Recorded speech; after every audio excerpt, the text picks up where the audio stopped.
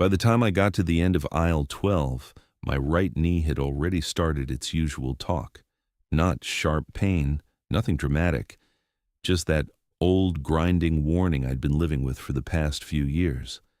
The kind that showed up every time I stopped too fast or bent the wrong way and reminded me I wasn't built for climbing in and out of cabs anymore. Down in primary storage, with concrete under my boots and a handheld scanner in my right hand, it felt less like a complaint and more like background noise. The annex had a way of turning everything into background noise if you stayed with it long enough. Primary storage sat 3 levels under the surface, cut straight through old salt and reinforced where the walls looked too soft or too white to trust on their own. The corridors were wide enough for carts and transfer pallets, though night shift didn't move much of anything unless paperwork already said it had to move. Most nights it was just me, the scanner, the route sheet, and row after row of steel shelving loaded with sealed evidence boxes, white labels, typed barcodes, chain of custody tags hanging from plastic ties. The overhead fluorescents sat in wire cages bolted to the ceiling every 20 feet or so, throwing off that flat government light that made everything look tired, even when it was clean. The air down there was always dry. That was one of the first things I'd noticed when I started. Not comfortable dry either. More like the kind that pulled at the back of your throat if you breathed through your mouth too much. The old mine held cold in a steady way, and the ventilation kept the facility from going stale, but the dryness stayed. It got into cardboard edges and label stock and the skin around your knuckles.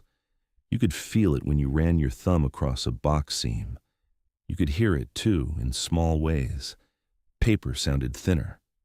Footsteps came back off the walls with a faint hard echo, like the place was bigger than the corridors allowed. I was halfway through the north end sweep when I got to a box on the bottom shelf at the far end of the aisle and stopped a little longer than I meant to. I'd already scanned the shelf marker. The reader gave me the chirp I was expecting. The log line on my tablet matched the location. Nothing wrong with the number, nothing wrong with the seal from a distance either. But the tag hanging off the front latch had a ring of damp salt around it, not loose residue, not dust. A full wet circle, as if somebody had set down a glass on the tag and left it there. That didn't make sense in a place that dry. I crouched a little to get a better look, and my knee answered with a hard click I felt in my hip. I stayed down there anyway. The ring had gone white around the edges where the moisture had started drying off, but the center was still dark. Wet enough to notice even in that dead fluorescent light. The box itself was standard government gray with a red evidence seal across the latch and a typed chain label beneath it. No sign of leakage, no damage, no reason for moisture to be sitting there in a neat little circle. Then I caught the smell. It was faint, easy to miss if you were moving, but once I stopped, it came through clear enough, metallic. Not blood exactly, not rust either. Something closer to wet pennies left in a hot car cup holder. It didn't fit the rest of the air down there. I straightened up slow because of the knee and looked up the aisle toward the cross corridor. That was when I saw Ricky Platt coming back from the direction of intake cage with his jacket half on and his badge clipped to one pocket like he'd already mentally left for the night. Ricky worked day shift intake most weeks. He was one of those men who always looked a little unfinished, like he'd shaved too fast or slept in yesterday's shirt. Narrow shoulders, work boots worn crooked at the heels, the kind of face that never exactly smiled, even when he was being friendly. He saw where I was looking before he got close enough to say anything. Ricky looked at the box, then at me. "Don't stand there too long." I kept my eyes on the tag. "You gonna log that?" I asked. He shrugged. "Depends what you want your night to look like." That sat with me for a second, not because it was dramatic. Ricky didn't say things dramatically. He said them like they were already old. I glanced back at the box. The damp ring still looked wrong. Too neat. Too deliberate for simple condensation, if that was even possible down here. I lifted the scanner and ran the shelf again. Same chirp. Same confirmation. The box was where it was supposed to be. The system was happy. The smell was still there. "This place always smell like pennies?" I asked. He took a second before answering. "Not always." Then he kept walking. No extra warning, no story. No look over his shoulder to see if I followed. Just his boots ticking down the corridor and the sound thinning out as the echo ate it. I stood there another few seconds with the scanner cooling in my hand and the tablet log open at the bottom of the aisle check. The official line wanted location status, seal condition, temperature range, humidity variance if applicable. Clean boxes, clean numbers, clean entries. That was the whole point of a place like Red Creek. Federal evidence didn't stay federal because people had good instincts. It stayed federal because every handoff, every shelf, every seal, every scan got written down the same way every time. I marked the aisle complete. I did not mention the ring of wet salt. I didn't mention the smell either. I told myself there were reasons for that. First week on any job, you learn what counts as a reportable issue and what counts as something people already know about but don't want turned into paperwork. Second week, if you're smart, you learn the difference between the two. I'd been there long enough to know there was one, not long enough to know where it sat. I moved on to aisle 13, then 14, and the rest of the route carried the way routes usually do once your body falls into them. Scan, confirm, walk, log. Listen to the wheels of your own thoughts for a while, and try not to give them too much room. But by the time I reached the far turn toward the service corridor, I was still thinking about that box at the end of aisle 12. The wet ring on the tag, the smell under the dry air. Ricky looking at it like it belonged to the job as much as the scanner did. That was the part I didn't like. Not the box, not the smell. The fact that nobody seemed surprised.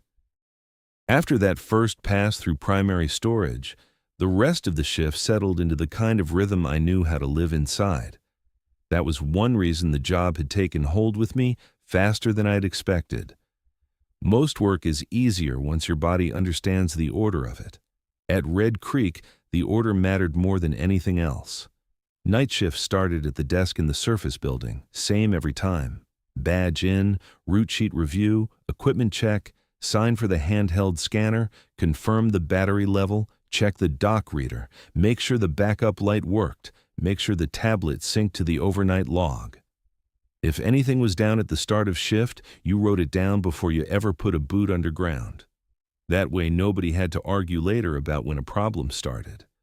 From the desk, the route dropped through intake cage first, then bent toward primary storage, then cut past the service corridor and the humidity panels before circling back. The place had other sections, doors with access lights and labels printed in the same dead federal font as everything else. But if it wasn't on your route, you let it stay off your route. That was one thing the annex was clear about, even before anybody handed you anything laminated. You did your section. You didn't invent extra work. I like that. I'd spent too many years running freight across too many states to have much patience left for jobs that needed a meeting every time a man wanted a simple answer. On the road, either a thing needed doing or it didn't. Your bills were late or they weren't. The trailer was sealed or it wasn't. The weather was turning bad or it had already turned. I trusted systems more than I trusted people most of the time, and systems had at least the decency to fail the same way twice if you watched them long enough. By 10:30 p.m., I was back downstairs, moving from intake cage with the scanner in one hand and the tablet tucked under my arm. Intake was quieter at night than it ever looked during the day. No carts rolling in, no transfer teams, no day staff leaning over the steel table under the intake lights. Just the empty wire cages, a locked document tray, the barcode printer, and the smell of cardboard, dust, and cold coffee that had been sitting too long in somebody's mug. There was always one mug somewhere in that building. Nobody ever claimed it. From intake, I made the usual turn into the lower corridor. Even after a few weeks, it still felt strange how little the place had to do with the ground above it. You parked outside, under Kansas sky, wind, dust, and open dark. Then you went down a few levels and the whole world became procedure. Primary storage was where most of the shift lived. The work stayed simple if you let it. Scan the shelf marker, scan the item tag if the route called for it, compare the screen to the physical position, check seal condition, check humidity marker where posted, move on. That kind of work suited me better now than driving ever had by the end. I didn't have to explain myself to freight brokers anymore.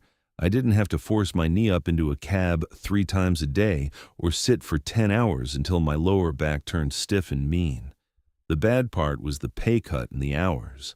The good part was that I could still work, and work that still took you was worth more than people liked admitting. Some places stop asking questions out loud once they've seen enough paper to answer them on their own. That had been my experience after I got off the road. Nobody ever said, "We don't like what we found." They just didn't call back, or they called back late and cold and said they decided to go with someone else. Red Creek hadn't done that.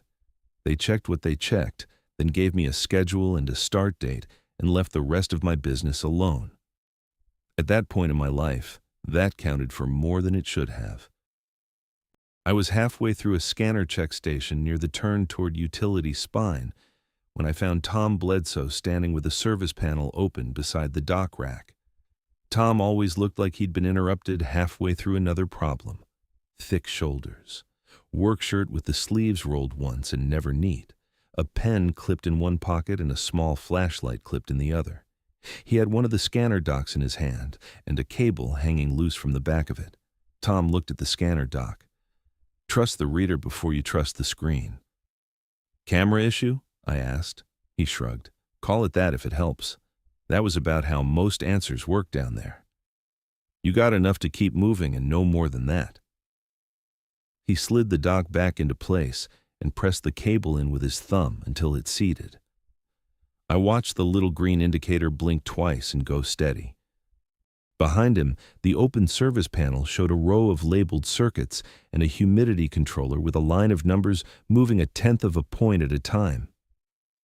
"Humidity runs weird down here," he said. "Because of the salt?" I asked. Tom slid the panel shut. "Because of what they put in it." He didn't say what it was, the mine, the building, the storage, the walls. Could have meant any of it. He latched the panel, tested it once with the flat of his palm, and moved off toward the next station like we'd finished a normal conversation, which maybe in that place we had. I stayed there long enough to run the scanner across the dock again and confirm the signal came back clean. Then I logged the check and kept going. That was the shape of the job. Small confirmations, small entries, repeated movements, stay en route, don't freelance. If a seal looked wrong, note it. If humidity drifted, note it. If something needed maintenance, call it in. If a door wasn't on your route, you kept walking. And for the most part, I did like that nobody there wanted my life story. Night work fit me, always had. Some men are built for mornings and fresh starts and talking too much before coffee. I was never one of them. I'd spent enough years rolling through Ohio and Nebraska at 2 in the morning to know that the world makes more sense after midnight if you're the kind of person it hasn't chased out yet. By the time I finished the lower sweep and marked the first route complete, I'd already decided the place was strange in the way some jobs are strange. Not good strange, not bad strange either, just the kind you accept because work has its own habits wherever you go. The scanner worked, the logs made sense, the pay hit on time. Nobody asked me questions I didn't want to answer. At that point, that was enough for me. Maybe that was the mistake. Maybe the real trouble with a place like Red Creek wasn't the things that stood out right away. Maybe it was how easy it was to get used to them. Russ Dillard waited until the last of day shift had cleared the building before he handed me the card. That was the first thing about it that mattered. He didn't give it to me in the middle of noise or routine or some half-distracted overlap at the desk while people were signing out and reaching for jackets. He waited until the surface office had gone quiet again. Ricky Platt was gone. Tom Bledsoe was somewhere below or already back in maintenance. The building had that emptied-out federal feeling it got after hours, where every sound seemed too clear and every desk looked like it belonged to somebody who'd be irritated if you touched the wrong drawer. Russ stood behind the security desk with a plain white coffee cup in one hand and a laminated card in the other. The laminate was old, not yellowed exactly, but worn along the corners and cloudy in a way new plastic never gets, unless it's spent years being thumbed, pocketed, dropped, and picked back up again. That was enough by itself to tell me this wasn't some one-off prank for the new guy. Russ set the card on the desk. "Keep it on you." "You serious with this?" I asked. He looked at me. "I don't carry jokes to night shift." That was Russ all over. He never raised his voice, never made anything bigger than it already was. He didn't need to. Men like him had figured out a long time ago that if you said less, people tended to fill the silence for you. He let me pick up the card and read it standing there under the fluorescent light over the desk. The rules were typed, not printed from a modern office template. The spacing looked old, mechanical. 5 lines, each numbered. No header, no signature, no explanation. I read them once through, then a second time slower. The first one dealt with any sealed evidence box that developed a closed ring of wet salt around the tag. Don't touch it with bare hands. Don't cut the seal. Don't read the label out loud. Call Russ and leave the aisle until the metallic smell is gone. The second one said that after 3 a.m., no proper name printed on an evidence label was to be spoken aloud. Victims, suspects, officers, original intake staff, all of it off limits. If I did speak one, I was to cross out the inventory line and move to a different aisle immediately. The third one said if camera footage showed an item out of place, but the handheld scanner confirmed correct shelf position, I was to trust the scanner and not enter the aisle alone to verify visually. The fourth one dealt with the return counter. If the glass took 4 taps and the service bell did not ring, I was not to turn on the microphone, not to open the document tray, and not to ask what was being claimed. Russ tapped the 4th line with one finger. If that glass gets 4 knocks and no bell, leave the mic dead. I looked past him toward the return counter on the far side of the lobby. During the day, it looked like what it was supposed to be. Reinforced glass, counter opening, locked document tray. A dull little brass service bell bolted near the edge. At night it looked different. Same part, same light, but with the emptiness around it pushed harder against the glass. I hadn't paid much attention to it before. Now I noticed a small crack feathering near one lower corner, thin enough you'd miss it unless you were already looking for damage. The 5th rule was the one that sat wrong with me fastest. Return.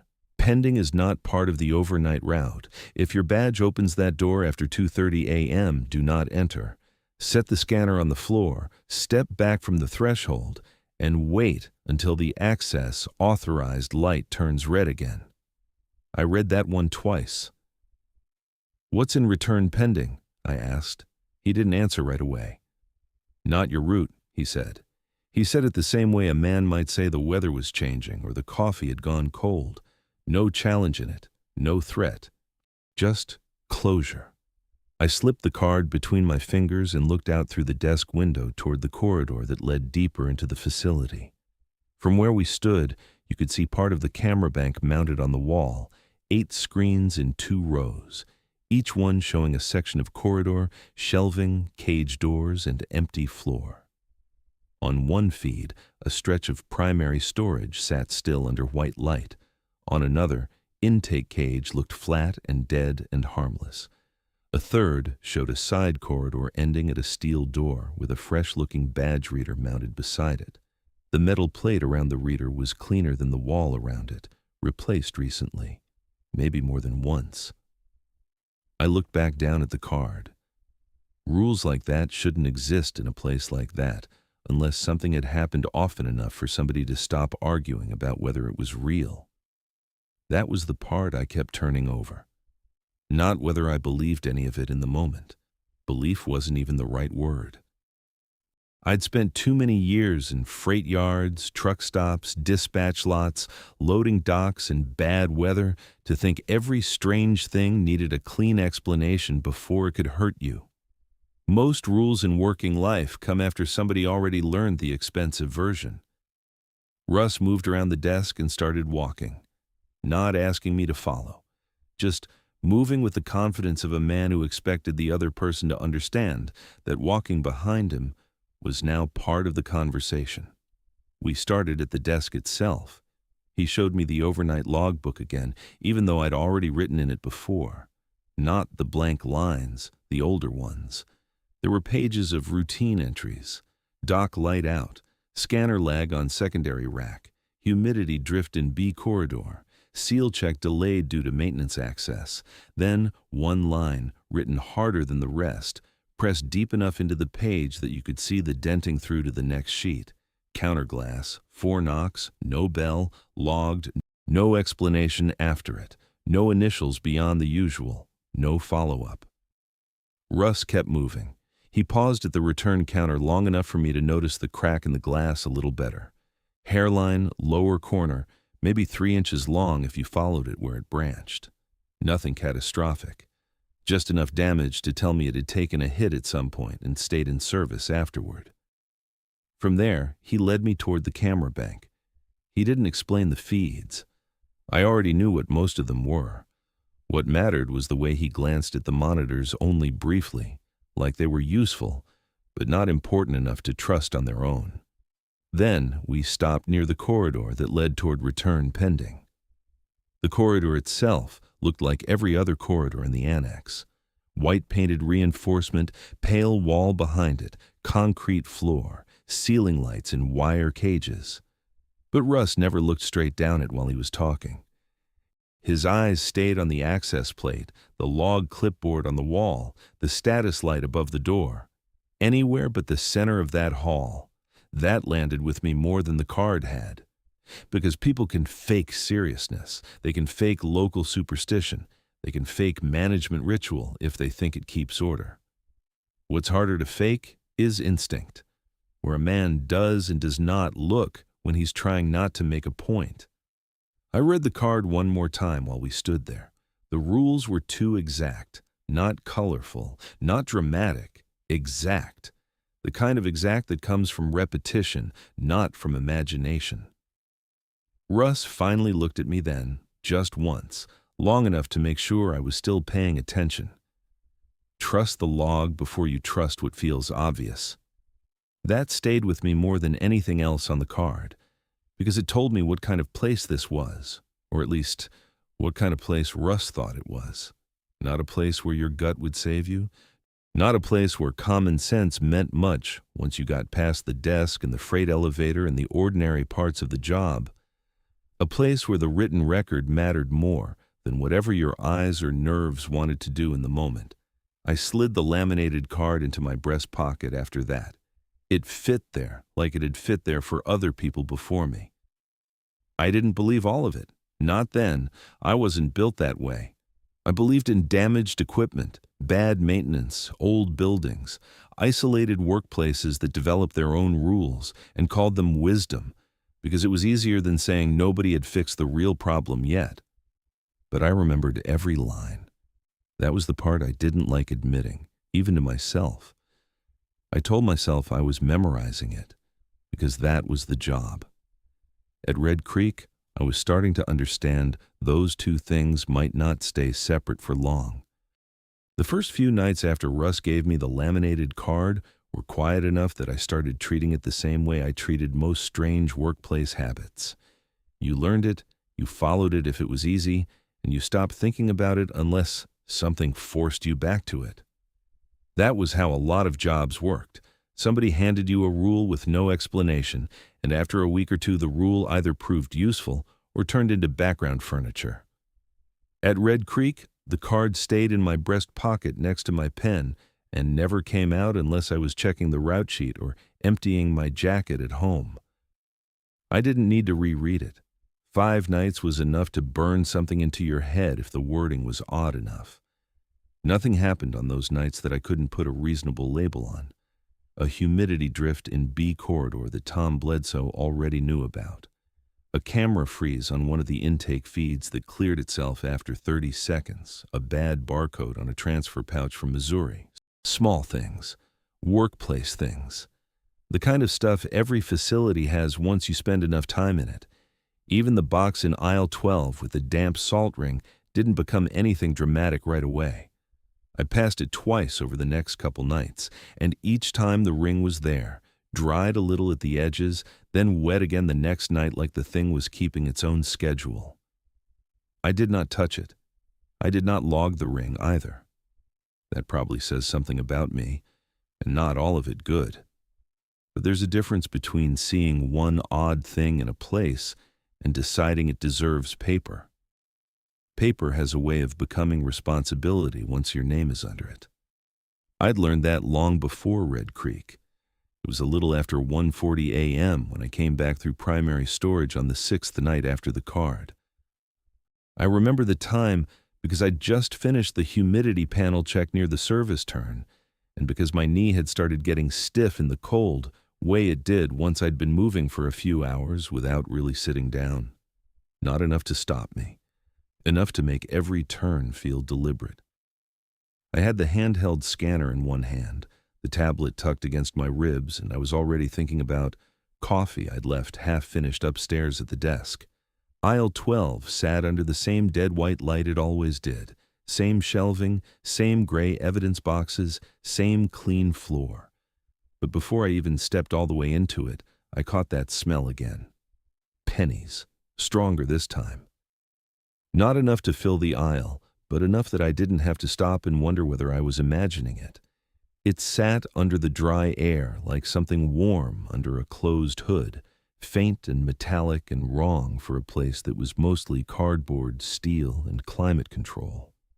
I walked to the end of the aisle, slow, and stopped in front of the same lower shelf. The ring around the tag had thickened. The first time I saw it, it looked like a damp outline. Now it looked complete. Wet all the way around, no gaps, the salt gone pale and crusted at the outer edge where it had started drying and darker near the center where the moisture held. The evidence tag hung still from the plastic tie, but the wetness around it made it look almost stuck in place. I crouched a little and let the scanner pass over the shelf marker. The machine lagged, not long, half a beat, maybe less, but enough for me to feel it because those things usually answered quick. Then came the soft confirmation chirp, same as always. Correct aisle, correct shelf, correct item position. I straightened back up and glanced toward the camera mounted at the end of the row. That camera fed to monitor 2 at the desk upstairs, but the tablet gave me access to a small image pull if I wanted it. I tapped over to the camera view and waited for it to load. On the screen, the box looked slightly off, not dramatically, not on the floor, not hanging halfway out, just shifted enough that one side sat farther forward than the boxes next to it, like somebody had pulled it an inch and changed their mind. I looked up from the screen to the shelf in front of me. The box looked normal. I looked back down. On the screen, it still looked off-center. That was Rule 3, whether I liked it or not. If camera footage shows an item out of place but the scanner confirms correct shelf position, trust the scanner. Do not enter that aisle alone to verify visually. Only problem was I was already in the aisle. I stepped back out of it on instinct and keyed the radio at my shoulder. "Primary storage, aisle 12, I said over the radio. "You getting lag on camera 2? Russ came back after a second. "Camera 2 gets what it gets. That box is off-center. Scanner say that?" I looked at the reader. "No." He took a second before answering. "Then leave it where it is." That was the whole exchange. No follow-up, no question about which box, no question about the smell, though I hadn't mentioned it, just the answer. I lowered the radio and stood there, looking between the shelf and the tablet screen. Every working instinct I had said, verify with my eyes. If a box looked wrong on camera, you checked the physical position.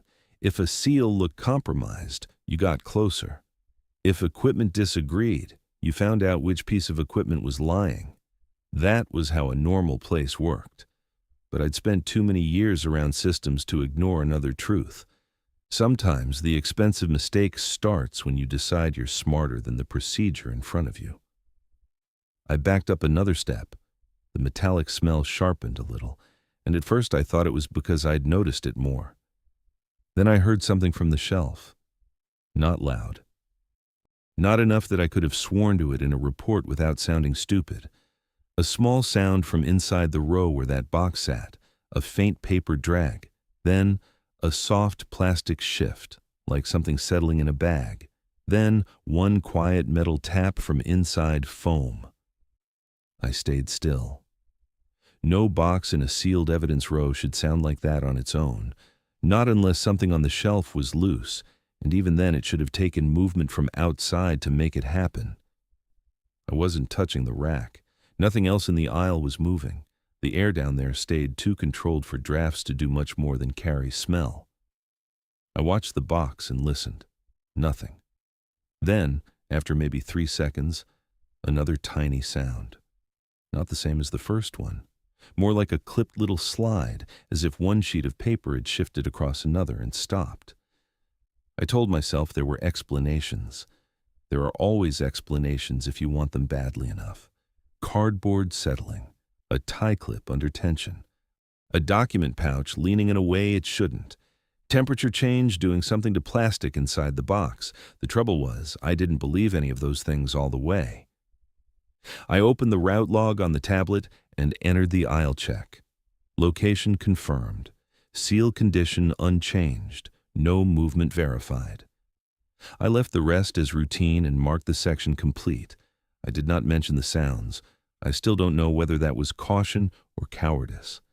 Then I stepped back into the main corridor and kept moving toward the next section of the route. Same floor, same lights, same dry air dragging at the back of my throat. But the card in my pocket didn't feel like old plastic anymore. It felt heavier than it should have. That was the first time I let myself think the rules might not be there for the kind of reasons I was used to. Not because I was scared yet. Because something sealed on a shelf had made a sound, and I had no good way to make that fit. Nothing worth writing down happened the next shift. That almost made it easier to believe I'd overread the rest of it. The next bad stretch started ordinary enough that I almost missed the point where it stopped being ordinary.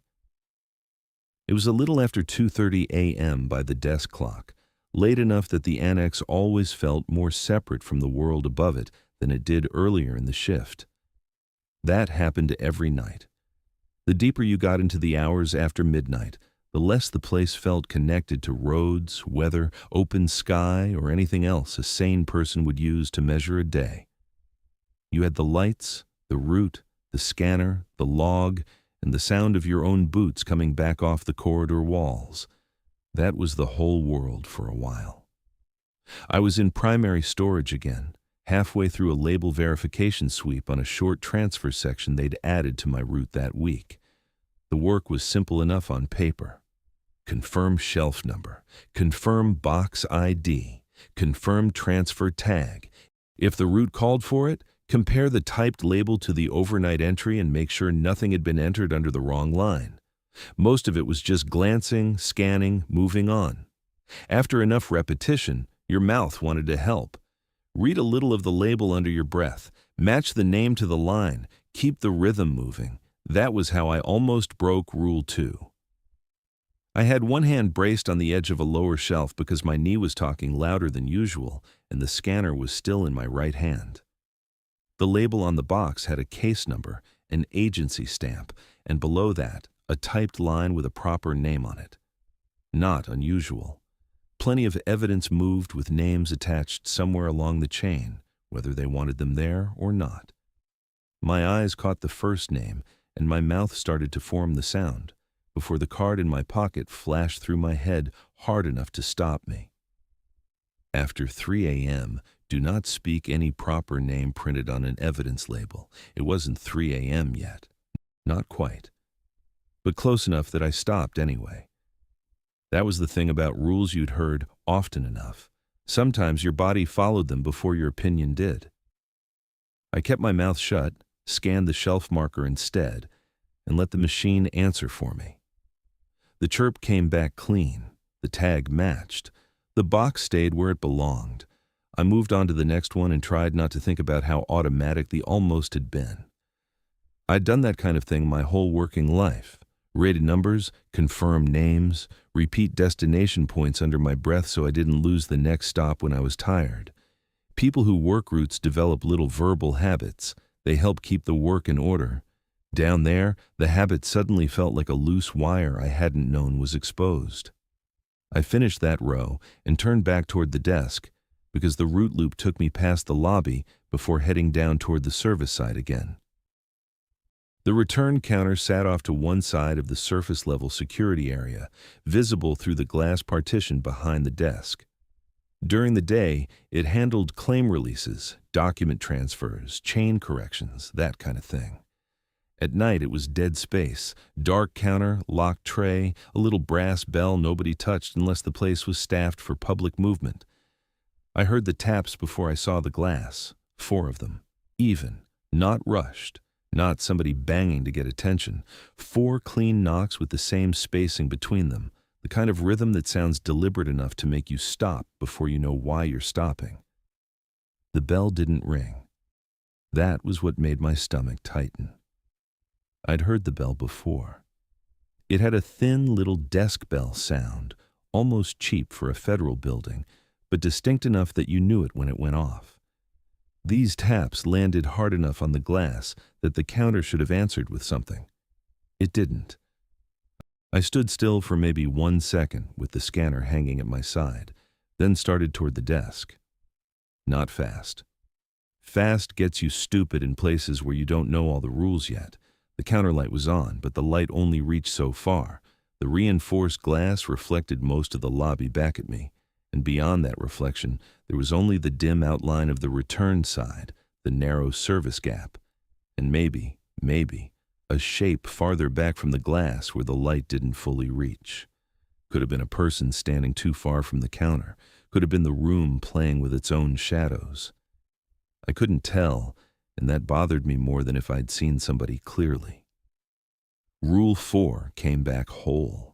If the return counter glass is tapped 4 times and the service bell does not ring, do not switch on the microphone, do not open the document tray, and do not ask what is being claimed. Turn off the counter light for 10 seconds and log the time. My hand hovered near the mic switch out of pure reflex. That was what the equipment was for. You heard somebody at the glass, you asked what they needed. That was how a normal desk worked. This was not shaping up to be a normal desk. I kept my hand off the mic and reached instead for the light switch mounted under the counter lip. The overhead bulb above the return glass clicked off. The lobby went a shade darker, not black, but thin and wrong, enough to flatten the reflection and let the glass turn into a dead rectangle in front of me. I counted in my head. 1, 2, 3. Around 4, I heard something move where nothing should have been moving. A soft slide, metal on metal at first, then paper or cardboard dragging behind it. The locked document tray under the glass was not supposed to move unless someone inside released it. I knew that because I'd watched Ricky use it on day shift. There was a catch, a drawer run, a firm stop. What I heard in the dark sounded like that tray shifting open halfway and then easing back. Not loud, just enough to raise the hair on my arms. At 7, I smelled salt, not the dry, stale mineral smell of the lower corridors. Fresh salt, damp. At 10, I switched the light back on. The tray was closed. The counter behind the glass was empty. No person, no clear shape, no file packet, no envelope. But on the inside of the glass, starting a little above eye level and running down at a diagonal, was a thin, pale streak, like somebody had drawn one finger through moisture and let the residue dry as it fell. It wasn't there earlier. I would have noticed it. The line caught the light and stood out against the glass just enough to make me lean closer before I stopped myself. I keyed the radio. "Counterglass just got hit," I said over the radio. "How many?" Russ asked. 4. Bell? No. He took a second before answering. Log the time. That's it? I asked. Did you turn on the mic? No. Then log the time. That was the whole exchange. No hurry in his voice, no disbelief, no question about whether I'd seen anyone at the counter. The only thing he cared about was the sequence. Taps, bell, mic. I stood there a second longer with the radio in my hand, looking at the streak on the glass and trying to decide what bothered me most. The sound in the dark, the line of salt, the fact that something had come to the return counter at all. What won in the end was simpler than any of that. Russ had sounded like he was checking whether I'd followed a maintenance protocol, not reacting to a first-time problem. I logged the time. Then I pulled the old overnight book toward me and started flipping back through prior pages. I wasn't even sure what I expected to find. Maybe nothing. Maybe a note saying a cleaner had used the wrong product on the glass once, and now everybody got dramatic about counter noise after midnight. What I found instead was one line written harder than the lines around it, the pen pressure dug deep enough that it showed in the page beneath. Counterglass, 4 knocks, no bell, logged, no explanation, no correction, no follow-up, just that. There were other entries nearby. Ordinary ones, dock sensor lag, intake barcode jam, humidity variance on lower level. Then that one line, like it had been pressed into the book by somebody whose hand was trying not to shake. I ran my thumb over the indentation without meaning to. Then I shut the book. That should have been enough for one stretch of shift, but the annex wasn't done with me yet. I went back to the camera bank because once you've heard a locked tray shift in the dark and then found an old entry proving it wasn't the first time, standing with your back to the monitor starts to feel like a decision. One of the feeds from primary storage was up, a lower aisle, not aisle 12 this time. Different row, different shelf section. On the monitor, something sat on the floor about 2 feet out from the bottom shelf. I leaned closer. At first I thought it was a wallet. Then I thought maybe a small evidence pouch. Then the angle shifted slightly with the feed jitter, and I caught the shape of what looked like a key fob attached to a white tag. I checked the shelf number on the screen, then took the scanner and radio back downstairs. The lower corridor felt drier than it had an hour earlier. Or maybe I just noticed it more because I'd already smelled damp salt where it shouldn't have been. My knee barked on the stairs down to the storage level, and I put more weight on the rail than I liked doing. By the time I reached the aisle from the camera feed, my back had joined in with its usual low complaint, the one that always showed up after too much concrete and not enough sitting. The object was not on the floor. The aisle was clean, shelf rows straight, boxes squared up where they belonged. I scanned the marker. The machine chirped and confirmed the shelf position. I checked the box number tied to the camera feed, and then the label on the nearest lower shelf case. Same line, same item reference. According to the scanner, the key fob, or whatever it was, sat exactly where it was supposed to sit, inside the sealed box in front of me. I looked at the shelf. Then I looked back at the small image pull on the tablet.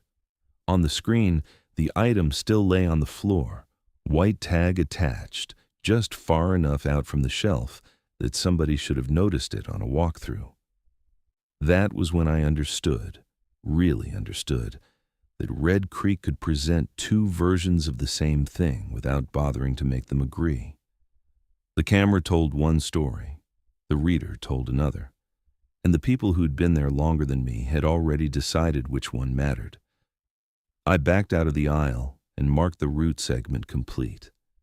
That was the part that changed the feel of the place for me. Not the knocks, not the salt line on the glass, not even the object that was both on the floor and not on the floor. It was realizing that the scariest thing in the annex wasn't the rule sheet Russ had handed me. It was how little any of this seemed to surprise anyone else. The trouble with a place like Red Creek was that once you noticed one thing, you started noticing how much room the rest of the shift had to turn against you. By the time I came in the next night, my knee was already worse than usual. Weather above ground had shifted sometime in the afternoon. I could feel that before I ever checked my phone or looked at the sky. Some old injuries don't need windows. The joint felt thick and stubborn from the start, and my lower back had that dull, wired ache that usually showed up after a long drive, except I hadn't driven more than 20 minutes to get there. I signed in, ran the scanner check, took the route sheet, and told myself movement would loosen things up. It didn't. By 2:45 a.m., I was a full section behind where I should have been. That mattered more down there than it would have in other jobs. Night shift at the annex was built on repetition. Same route, same checks, same order. If you stayed on the order, you didn't have to think too hard. Thinking too hard after midnight was how you got loose around the edges. Loose around the edges was how mistakes got in. I stopped twice on the way through utility spine just to take pressure off my knee. Nothing dramatic. Hand on the wall. Weight shifted to the left leg, 10 seconds at a time. The scanners, humidity panels, and access lights kept doing what they did around me, and the place moved on without any interest in whether I was keeping up. By 3:10 a.m., I was back in primary storage, working a short transfer section that had come down from another facility earlier that week. Traffic-related material, some of it older than I expected for this place. Federal transfer cases, fatality evidence, boxes nobody wanted moving more than once if they could help it. Each label had the same dead government layout, case number, transfer origin, item group, intake date, and where applicable, one or more names that should have meant nothing to me. I was tired enough that my mouth got there before the rest of me did. I scanned a lower shelf, leaned in to read the typed line beneath the case number, and said the first proper name on the label out loud before I even realized I'd started. Not loud, just enough to hear myself say it. The scanner froze in my hand, not shut off, not dead battery. It just held. Screen lit, no response, 1 second too long to feel normal. The fluorescent over the aisle gave one dry flicker, then another. Somewhere to my right, a sealed box made the smallest sound in the world, like something wrapped in paper had shifted inside foam without touching the outer shell. Then, the metallic smell hit hard enough that I tasted it. I didn't stand there arguing with myself. The card had been in my pocket enough nights by then that the motion came before the thought. I opened the tablet, crossed out the inventory line, and stepped out of the aisle. My radio was already in my hand by the time I hit the main corridor. "I spoke a name," I said. Russ didn't answer right away. The silence held just long enough for me to hear my own breathing in the mic. "Cross the line out and move aisles," he said. "I already did." "Then don't do it twice." That was all I got. No question about which name. No question about whether anything else had happened in the aisle. The annex had already decided I'd made one mistake, and Russ was treating the rest like maintenance after the fact. I kept moving because standing still after that felt worse than moving. I cut across to the camera bank on the lower level, the one mounted near the service turn, so overnight, staff didn't always have to go topside to check a feed. The monitor housings were older than the rest of the equipment in that corridor. Thick edges, cloudy corners on the plastic covers. They hummed when the light overhead hit them wrong. One of the feeds had stuttered into a view from a traffic evidence aisle I hadn't been assigned that night. I only noticed because the image was wrong before I understood why it was wrong. A tray sat partially open on a lower shelf, not all the way out, just enough that the contents showed under the camera angle. Broken safety glass in a sealed inner bag, a wristwatch lying face up, hands stopped, a key fob with a dealership tag looped through it, road dust sealed in clear plastic, labeled and dated. For a second, the feed didn't feel like something I was looking at. It felt like something I recognized before I wanted to admit that I recognized it. Traffic evidence has its own look. Anybody who's spent enough time around road freight, impound lots, insurance yards, or highway reports knows that. Broken glass isn't broken glass in the abstract. You can tell windshield from side window if you've seen enough of it. Road dust in a sealed bag doesn't look like ordinary dirt. It looks gathered, kept, meant to stand in for the whole shoulder of a road after the road itself is gone. The watch got me first, though. Not because it was the same watch. I couldn't have told you that from a feed that grainy. It was the stopped hands. That was what caught behind my ribs and stayed there. I keyed the radio again. "Tom, you on?" I said over the radio. Static answered first. Then Tom came through thin. "Make it quick. You ever get traffic evidence moved down here from out of state?" He let that sit there. "You seeing labels or seeing things?" "I'm asking." "Then ask in daylight," he said. The radio clicked dead after that. That did more damage than if he'd refused me clean. If he'd said no, I could have filed it under Tom being difficult. If he'd said yes, I could have told myself transfer stock was broader than I knew. Instead, he gave me that half answer people use when they've already decided a subject has edges on it. The feed jumped once and settled again. The tray was still partially open. I leaned closer and saw a transfer strip along the front edge, the kind state agencies used before federal intake relabeled everything. I couldn't read the whole thing from where I stood, but the color band and the print style were close enough to a highway patrol format I'd seen years back that my hands felt colder all at once.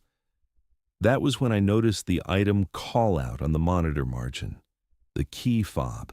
Same shelf line, same case position.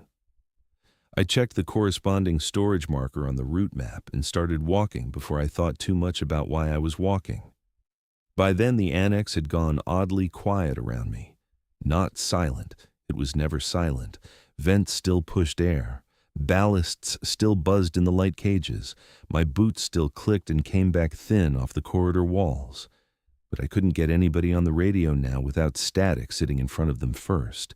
And the whole place felt like it had moved half a step farther away from the world, where voices answered clean. The aisle from the monitor was 3 rows over, and 1 section down from where I'd spoken the name. The object was not on the floor. I stood at the entrance and looked the whole length of the row before I stepped in. Clean concrete, straight shelving, sealed boxes, nothing loose, nothing fallen, nothing that should have matched the monitor image at all. The smart thing would have been to stop there. Rule 3 had already been clear enough before this. Camera footage shows something out of place. Scanner says it isn't. Trust the scanner. Don't enter the aisle alone to verify visually. I knew that. I knew I'd already had the warning version of that lesson the night before. Then I stepped into the aisle anyway. That was the first real choice I made against the rules. Maybe fatigue had more to do with it than I wanted to admit. Maybe the traffic tray on the monitor had already gotten too close to something I kept packed away as tight as I could keep it. Maybe I'd spent too many years solving the wrong problem by getting closer to it. Whatever the reason, I walked in 3 shelves deep with the scanner in one hand and my bad knee barking every time I changed direction too fast.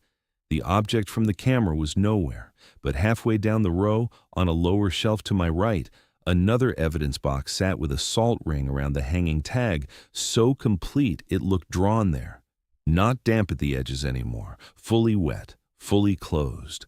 The metallic smell in that aisle had gone from pennies to something closer to a handful of old coins clenched in a hot palm. The label on the box looked angled toward me. That's the part I still can't make sound reasonable without leaving something out. The box itself hadn't moved, not in any clear way I could prove, but the typed label was turned just enough that I could read more of it from where I stood than I should have been able to from that angle. As if the box had not shifted, but the part of it that mattered had. I lifted the scanner. It confirmed the shelf position. I looked up and down the aisle again. Nothing on the floor, nothing open, nothing out of place that a report would take seriously. Then I heard the taps. 4 of them, not from behind me, not from the desk level, not from the return counter where they belonged if they belonged anywhere. These came from deeper in the facility, further past the row break, somewhere beyond the next turn where there was no public glass, no service bell, no reason in the world for any countersound to exist. Same spacing, same force. 4 clean taps. I turned so fast my knee nearly gave under me. Pain ran up my thigh and settled in my lower back, hard enough to blur my vision for half a second. I caught the shelf with my free hand and stayed upright, but just barely. The scanner slipped against my palm. My radio clipped the edge of a box and knocked against the steel support with a little metallic pop that sounded too loud in the aisle. The taps didn't repeat. I stood there breathing through the pain and looking toward the far end of the row where the corridor bent out of sight. Nothing moved. The monitor image of the traffic tray was still in my head. Broken glass, stopped watch, key fob, road dust, not enough to prove anything. More than enough to wake things up I had spent years keeping still. I backed out of the aisle one step at a time, not because I thought something was going to rush me, but because the place had stopped feeling like storage. It felt like alignment, like too many small things that had no reason to be near one another had started leaning in the same direction. At the corridor junction, I stopped and keyed the radio again, mostly because doing the next expected thing was the only way I knew to keep my head straight. Static came first, then nothing. I tried again. Same result. The annex had always sounded hollow underground. That night it sounded occupied. I put the radio back on my shoulder and kept walking because there wasn't much else to do. My route still existed on paper whether the place felt normal or not. The shelf check still needed entries. The humidity panel still needed numbers.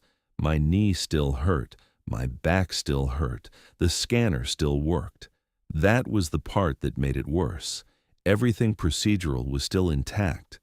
And somewhere underneath all of that, something had started aiming itself at me in a way I understood before I had words for it. Not all at once, not enough to name, just in fragments. A stopped watch, a tag format I'd seen before, the wrong smell in the air, and the sudden old certainty that once, years ago, a bad road in half a second had changed the direction of more than one life. I should have gone upstairs after that. That would have been the sane move. Mark the route incomplete, put the scanner on the desk, tell Russ I was done for the night, and walk out into whatever Kansas weather was waiting in the parking lot. I thought about it, not in a dramatic way, just as a practical option. I was limping more than I wanted to admit. The radio was coming through thin and wrong. The lower corridors no longer felt like storage space. They felt like a place where ordinary procedure had started leaning toward something else. Instead, I went back to the camera bank. I told myself I needed one clean look before I made a decision. That was the excuse. The truth was meaner than that. The traffic tray on the monitor had already hooked into something in me, and once that happened, I wasn't going to leave until I knew how deep the hook went. The feed that had shown the open tray was gone now. In its place was a static overhead view of a service corridor ending at a blank wall. I checked the adjacent feeds one by one. Primary storage, intake cage, the lower turn near utility spine, the return counter upstairs empty under its light, nothing on any of them that matched what I'd seen before.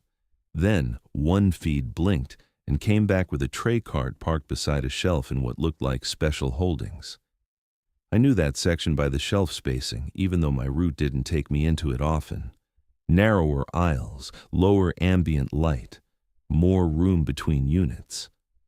The tray on the cart was only visible at the edge of frame, but that was enough. Broken glass, a watch face catching light. I stood there long enough for my knee to stiffen again. Then, I keyed the access route on the tablet and started moving. It wasn't that I believed the feed. Not exactly. At that point, I believed the annex could show me one version of a thing while the scanner showed me another, and the shelf itself offered me a third. What mattered was that it had chosen traffic evidence to do it with. Not firearms, not narcotics, not document boxes, traffic. That wasn't random anymore. The walk to special holdings took me past a dead branch corridor I'd never paid much attention to before. Just another reinforced hall cut through pale old salt. the kind of place your eyes slide past if you've been down there long enough. Halfway by, I noticed a clipboard hanging at the entrance on a steel bracket. Transfer review log. Most of the entries were routine. Dates, initials, item counts. One page underneath had been folded back wrong, and when I lifted it with one finger, I saw a case notation from years earlier with a state patrol marker at the top. Kansas Highway Patrol. Fatal collision. The rest of the line was blocked by the fold in the clip. I could have kept lifting. I didn't. My hand came off the paper like it had touched something hot. That was when I knew the annex wasn't just echoing my nerves back at me. It had found the seam. Years earlier, before Red Creek, before the knee got bad enough to make me quit pretending it would fix itself, I was hauling refrigerated freight east through bad weather on a stretch of highway that had gone from wet to slick in less than 20 minutes. Nothing dramatic on the radio, no closure, no full whiteout. Just the kind of night truckers talk themselves through because the road is still technically open and the load still has to move. I was tired, not asleep, not drunk, not messing around on a phone. Just tired in the normal working way men get tired when they've been pushing hours too long and telling themselves they still have enough left for the next county. A pickup came across the shoulder line ahead of me after a fishtail I still sometimes see in flashes. One correction too hard, then another. I hit the brake and came off it because a loaded rig doesn't stop the way a car stops, especially not on winter pavement. I remember the trailer pulling wrong behind me. I remember the steering wheel fighting back. I remember the headlights from the pickup turning at an angle no headlights should ever turn. I was half a second late. That was all. The court said the weather mattered. Road conditions mattered. The other driver's correction mattered. The company lawyers made sure all of that stayed on paper where it belonged. I didn't do prison time. I didn't even get the kind of charge that ruins a man in one day. But the industry doesn't think the way a court thinks.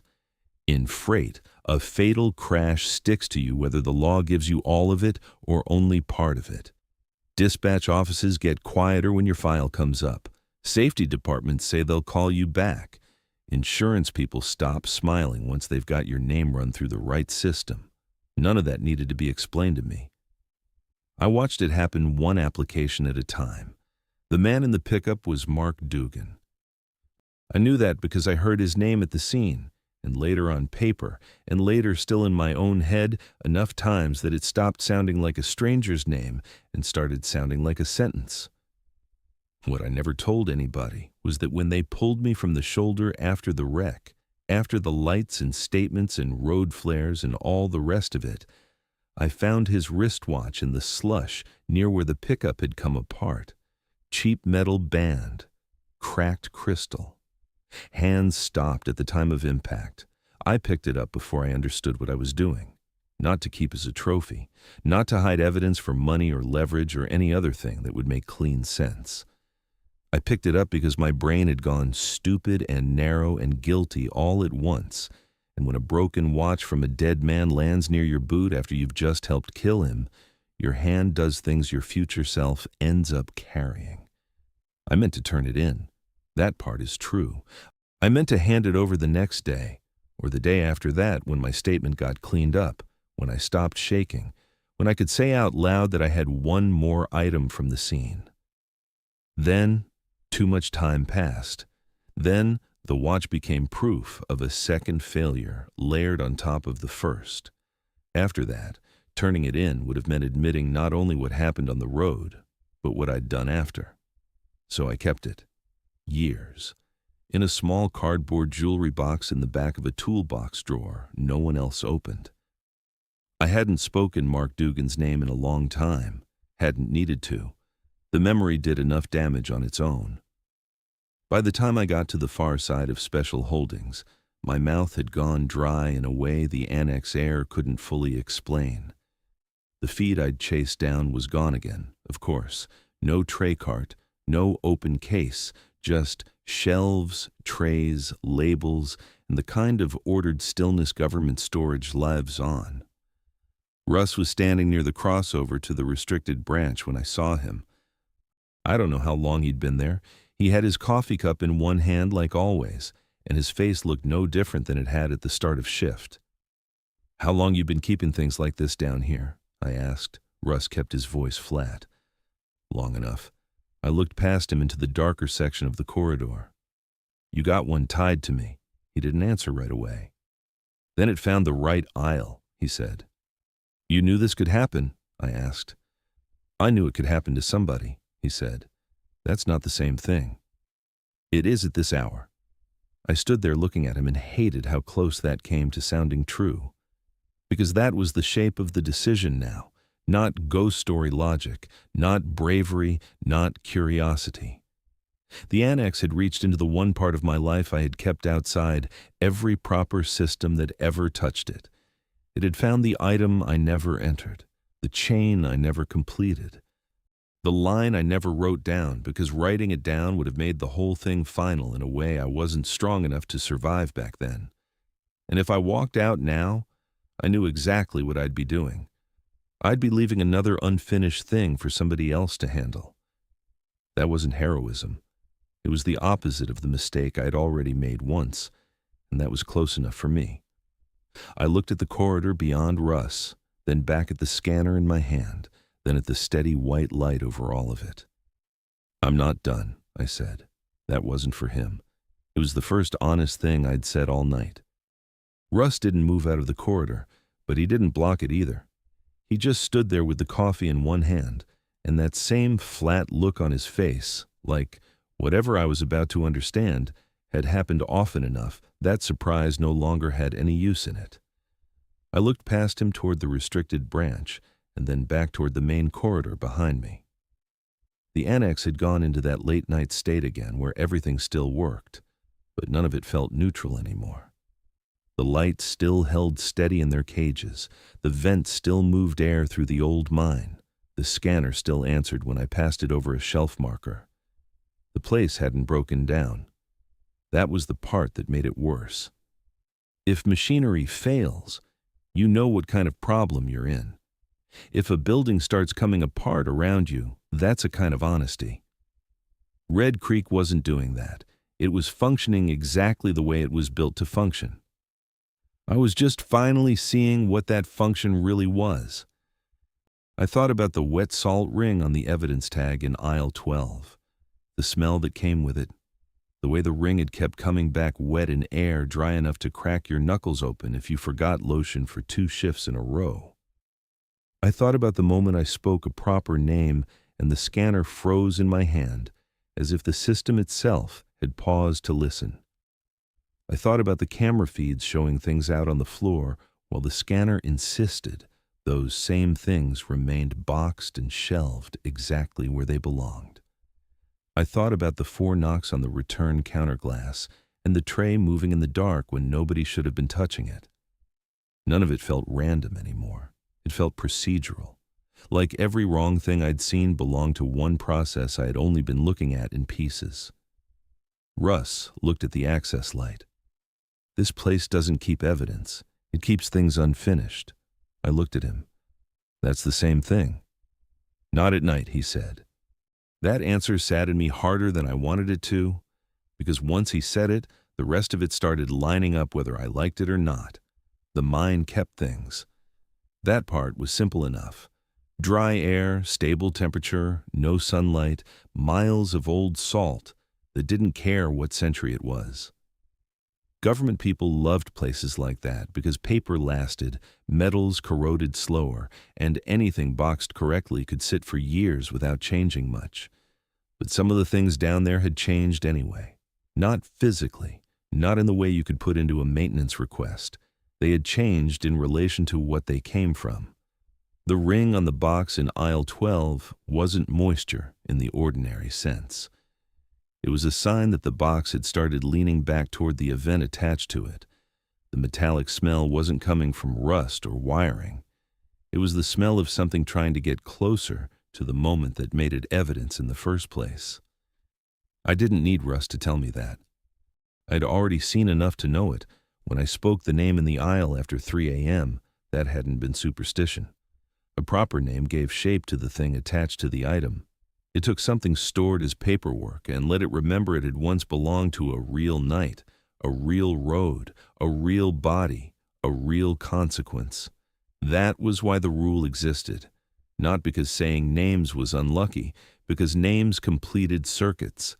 The camera feeds made sense now, too, or as much sense as anything in Red Creek ever did. The annex was not showing the object as it sat in storage. It was showing the object in relation to where it wanted to go. The scanner read the current shelf position. The camera offered the wrong position, the event position, the next step in the return. It wasn't about inventory accuracy. It was bait. A worker sees something on the floor, sees something unsealed, sees something displaced, and steps closer to put it right. That's what workers do. That's what I had done my whole life. Freight, docks, damaged loads, tire chains, blown straps. Somebody sees a thing where it shouldn't be, and his body moves before his mind catches up. Rule 3 existed because the annex knew that about people. The 4 knocks on the return counter were part of the same system. Something was making a claim. Not a person with a form in hand, not in the ordinary sense. A claim without recognition. A request to receive what belonged to the event. That was why the bell didn't ring. The bell was for business hours, for authorized presence, for normal procedure. The knocks came when something wanted the procedure without having earned the recognition. I looked down the hall toward the door at the end of the restricted branch. The status light above it was dark for the moment, but I understood the name on the placard better now than I had when Russ first handed me the card. "So what is return pending?" I asked. He kept his eyes on the door. "The last place a bad night goes before it tries to happen again." That answer landed so clean it almost made me angry, because that was the thing I had been circling since the camera showed me the traffic tray, since the watch, since the key fob, since the State Patrol transfer line on the clipped log sheet. A case wasn't just a file in that building. It wasn't just one item or another locked in foam and cardboard. A case was a sequence, a chain, a bad night with pieces still attached to it. If all the pieces stayed boxed and logged and unclaimed, the sequence stayed buried, not resolved, buried. But if the wrong thing got identified, the wrong thing got claimed, the wrong thing got put back into motion, the sequence didn't stay dead. It tried to finish.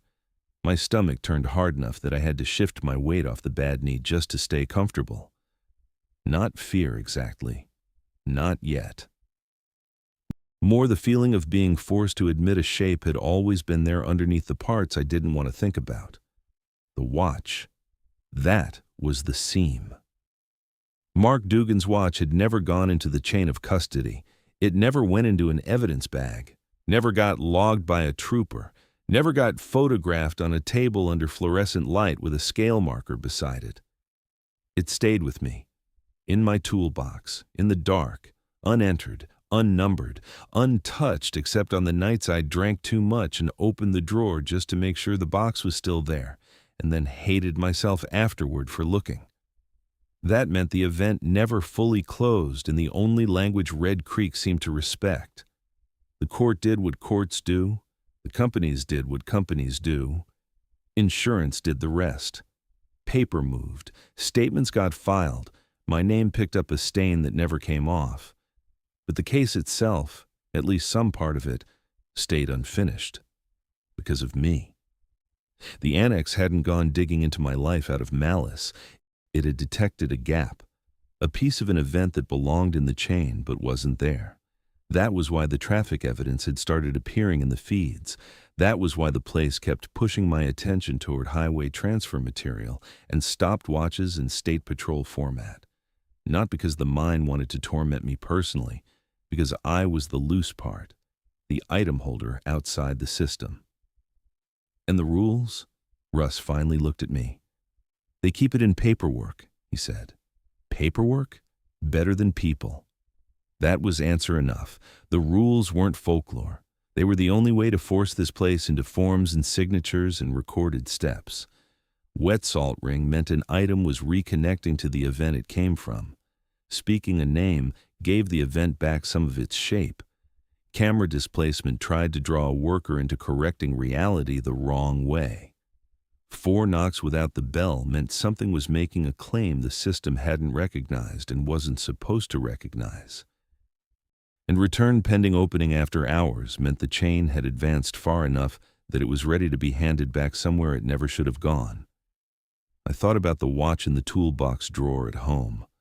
I thought about the cardboard jewelry box I'd slid deeper into the back years ago because leaving it where I could see it felt like asking for a reckoning I wasn't ready for.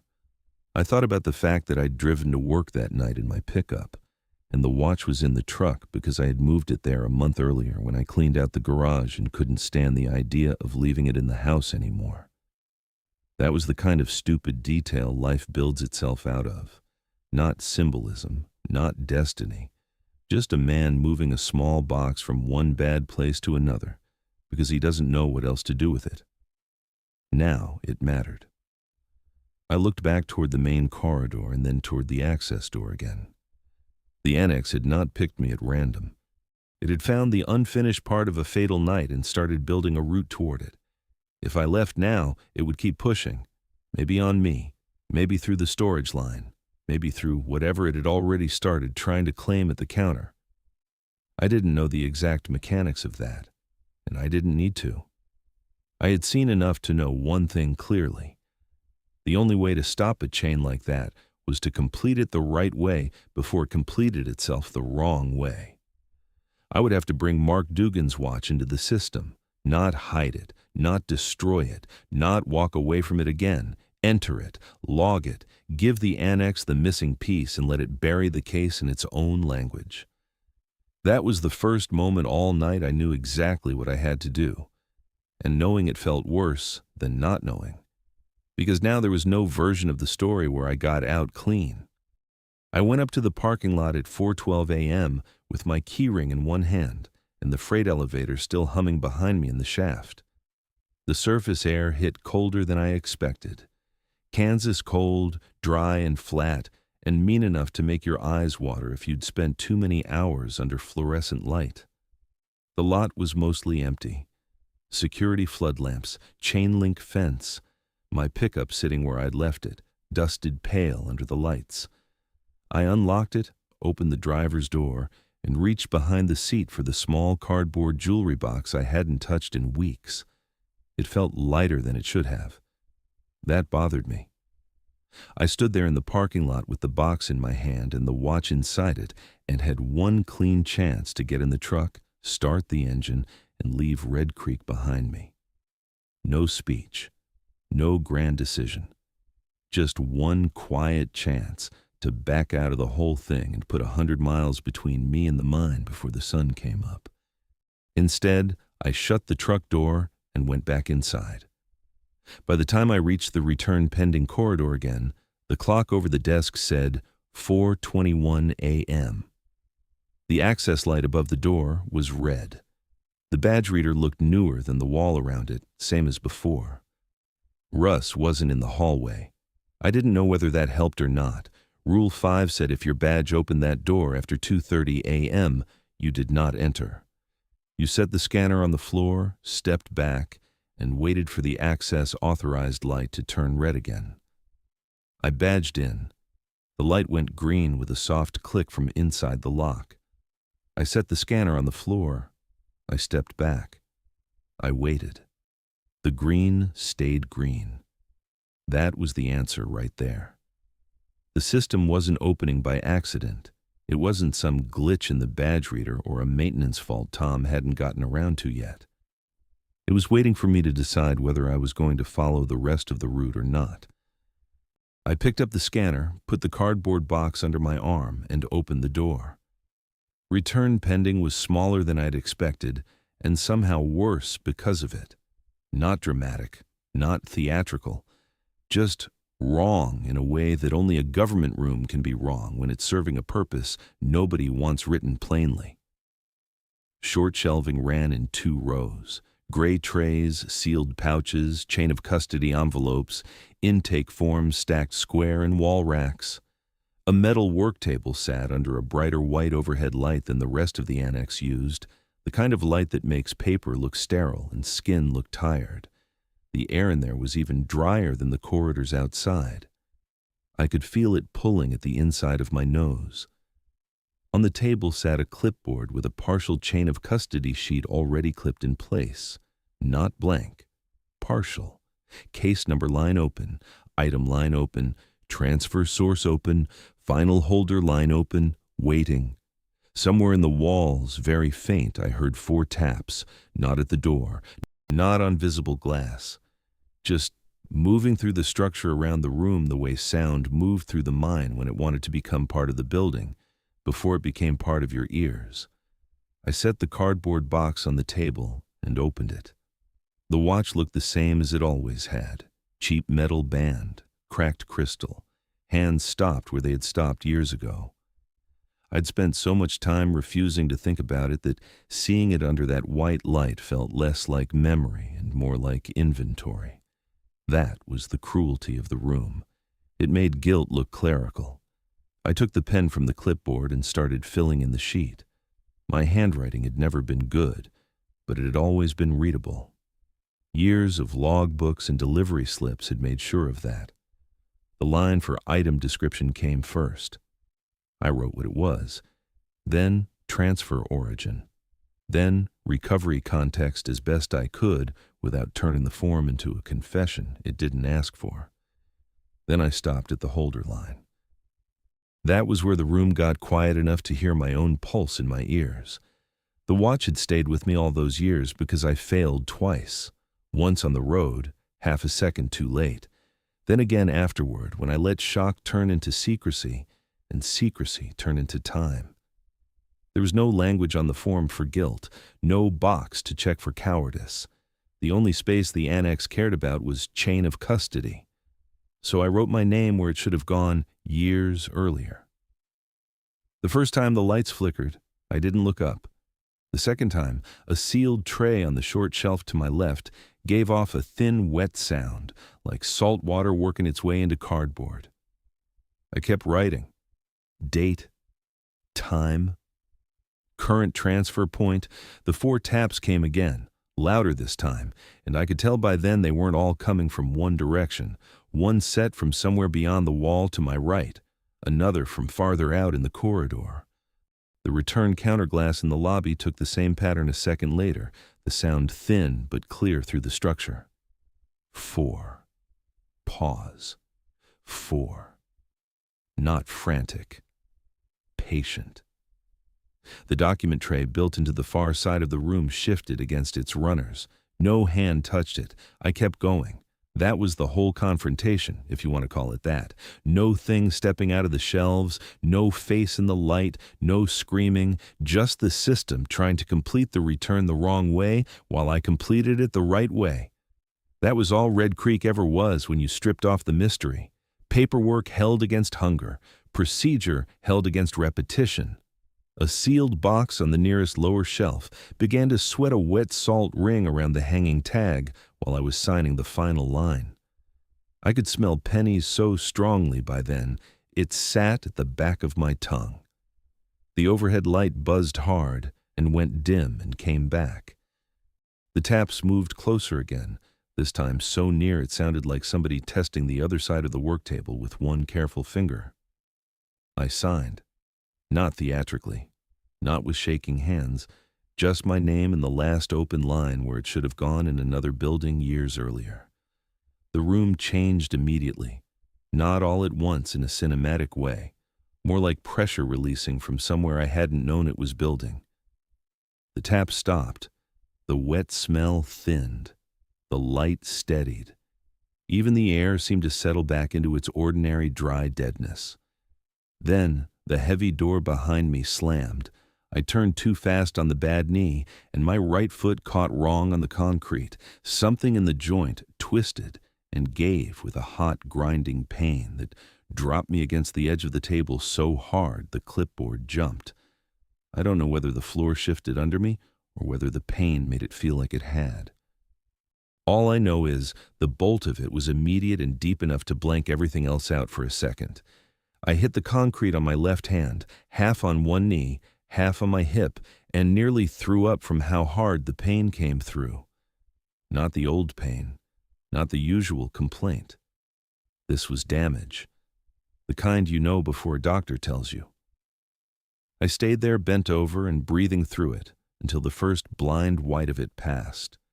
Then I got one hand on the table, pulled myself up, and looked at the clipboard. The sheet was still there.